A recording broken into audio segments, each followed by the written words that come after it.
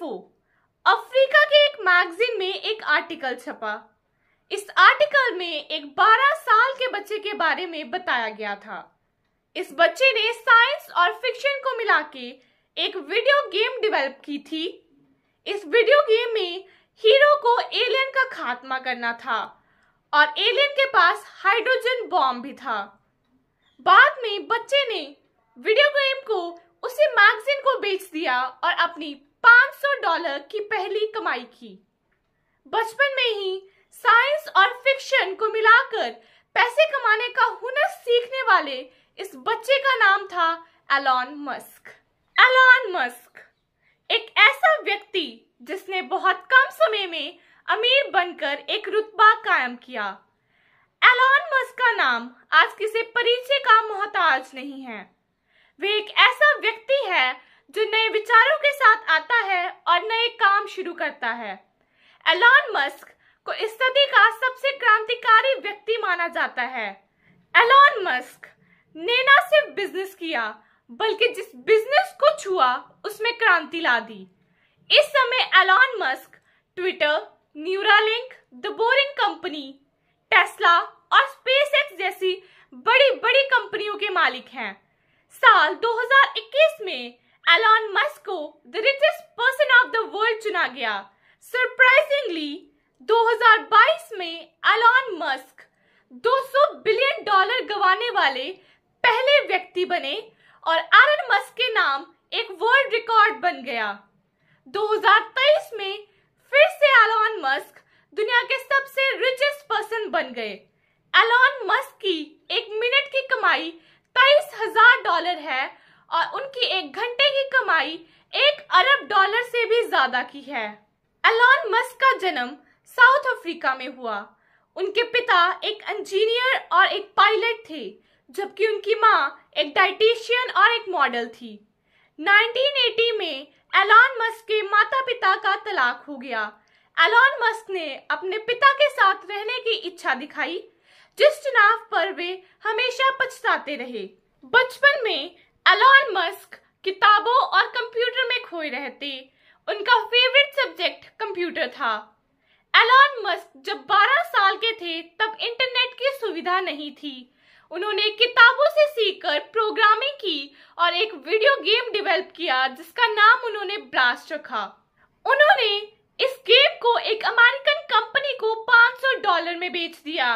इस तरह Elon Musk को अपनी पहली कमाई $500 मिलने के बाद बिजनेस का चस्का लग गया।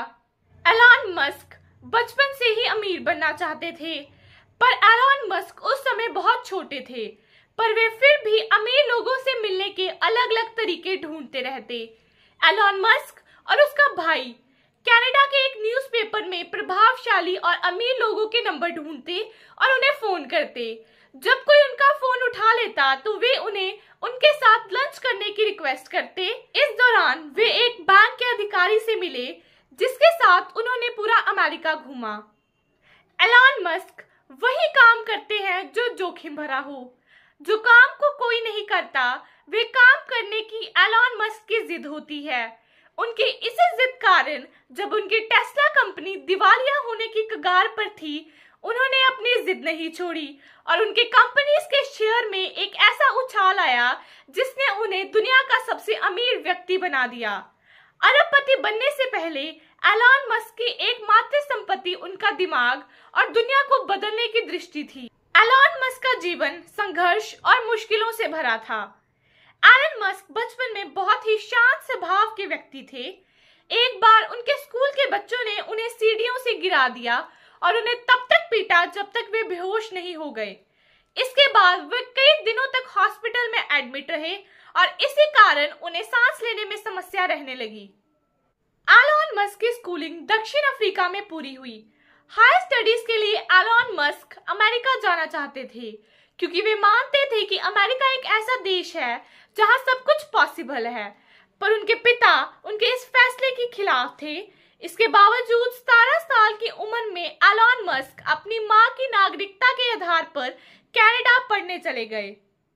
वहां एलन मस्क ने फिजिक्स और इकोनॉमिक्स में ग्रेजुएशन कंप्लीट की। 1995 में पीएचडी करने के लिए एलन मस्क ने स्टैनफोर्ड यूनिवर्सिटी में एडमिशन ले लिया। तब वे इंटरनेट से रूबरू हुए और उन्होंने 2 दिन पढ़ने के बाद ही यूनिवर्सिटी को छोड़ दिया क्योंकि उनका झुकाव इंटरनेट की तरफ था। साल 1995 में एलन मस्क अपने भाई किम्बल के साथ सिलिकॉन वैली चले गए। वहां वे एक .com कंपनी बनाना चाहते थे। ये .com कंपनी बनाने के लिए उनके पिता ने उन्हें $20,000 की मदद दी। ये $20,000 मिलने के बाद भी एलन मस्क को पैसों की तंगी रही। उन्होंने वहां पर एक छोटा सा दफ्तर किराए पर ले लिया। उन्हें दफ्तर में ही रहना पड़ता और अपना पहला प्रोजेक्ट कंप्लीट करने के लिए कई घंटे काम करना पड़ता।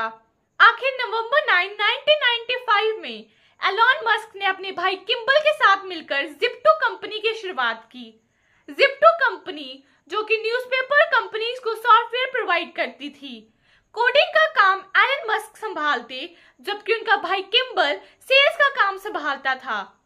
थोड़ी सी शुरुआत हो जाने के बाद उन्होंने सॉफ्टवेयर के लिए कुछ एम्प्लॉयज को हायर कर लिया क्योंकि तब वे एक नया बिजनेस और नया आइडिया था। कोई भी कंपनी उनकी कंपनी में इन्वेस्ट करने के लिए तैयार नहीं थी। किसी भी कंपनी को इन्वेस्टमेंट करने के लिए कन्विंस करना बहुत ही मुश्किल था। 1996 में वेंचर कैपिटल फर्म ने जिप्टो कंपनी के बारे में सुना। एलन मस्क से मिलने के बाद वेंचर कैपिटल फर्म के मेंबर्स को एलन मस्क की एनर्जी और उनके प्रोडक्ट ने बहुत इम्प्रेस किया और उन्होंने $3 बिलियन का निवेश जिप्टो कंपनी में कर दिया। स्टार्टिंग में जिप्टो कंपनी सिर्फ लीडिंग कंपनीज और न्यूज़पेपर कंपनी को ही सॉफ्टवेयर पैकेज प्रोवाइड करती थी, पर एलन मस्क चाहते थे कि ये सॉफ्टवेयर पैकेज कंज्यूमर्स को भी प्रोवाइड किया जाए, पर कंपनी के मेंबर्स ने इस अप्रोच से मना कर दिया। उन्होंने एलन मस्क को चीफ टेक्नोलॉजी ऑफिसर बना दिया, जबकि एलन मस्क कंपनी में सीईओ बनना चाहते थे। इसलिए 1998 में कंपनी एग्जीक्यूटिव से एलन मस्क ने कहा कि उन्हें सीईओ बना दिया जाए, पर कंपनी एग्जीक्यूटिव्स ने ये कहते हुए मना कर दिया कि उनके पास सीईओ बनने की कोई योग्यता नहीं है। 1999 में जिप्टो कंपनी को कॉम्पैक्ट कंप्यूटर मैन्युफैक्चर कंपनी की तरफ से $307 मिलियन का कैश ऑफर मिला, जिसे जिप्टो कंपनी के द्वारा एक्सेप्ट कर लिया गया। इस डील से एलन मस्क को $22 मिलियन मिले और वे 27 साल की उम्र में ही करोड़पति बन गए। साल 1999 में एलन मस्क ने 3 और लोगों के साथ मिलकर X.com कंपनी की शुरुआत की। ये कंपनी डिजिटल ट्रांजैक्शंस के लिए एक प्लेटफॉर्म प्रोवाइड करती थी। ऑनलाइन फंड ट्रांसफर एक यूनिक कंसेप्ट था, इसीलिए कंपनी के साथ 1 महीने में ही 2 लाख से ज्यादा कस्टमर्स जुड़ गए। साल 2000 में X.com कंपनी ने एक और कंपनी के साथ मिलकर पेपाल कंपनी की स्थापना की। पेपाल कंपनी एक ऑनलाइन पेमेंट ट्रांसफर कंपनी थी।